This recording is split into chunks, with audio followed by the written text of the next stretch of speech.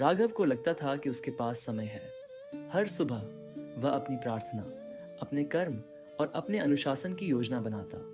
हर शाम वह उन्हें टाल देता। आज नहीं, वह स्वयं से कहता, श्री कृष्ण समझते हैं। एक रात अपने ही टालने की आदत से थककर राघव मंदिर की घंटी बजने से पहले ही सो गया।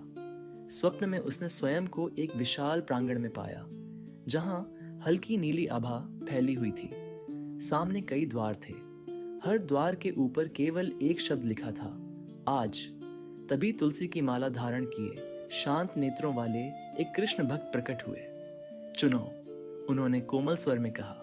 राघव द्वारों के पास से गुजरने लगा, व्याकुल होकर बोला, क्या कल के लिए भी कोई द्वार है? कृष्ण भक्त मंद मुस्कान के साथ बोले, यदि कल सच में होता तो अर्जुन कभी धनुष उठाता ही नहीं। यह सुनकर राघव स्तब्ध रह गया। भक्त ने प्रांगण के उस छोर की ओर संकेत किया जहां कुछ द्वार धुंधले होकर लुप्त हो रहे थे। ये बीते हुए अवसर हैं, जैसे ही तुमने टाला ये समाप्त हो गए।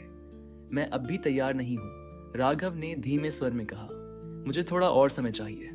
कृष्ण भक्त ने राघव के हृदय पर हाथ रखा। आत्मा कभी विलंब नहीं करती, सौदेबाज केवल मन करता है।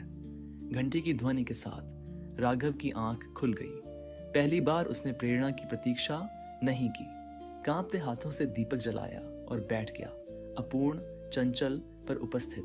जीवन सरल नहीं हुआ, पर संतुलित अवश्य हो गया। राघव समझ गया, टालना केवल कर्म को नहीं, धर्म को टालना है।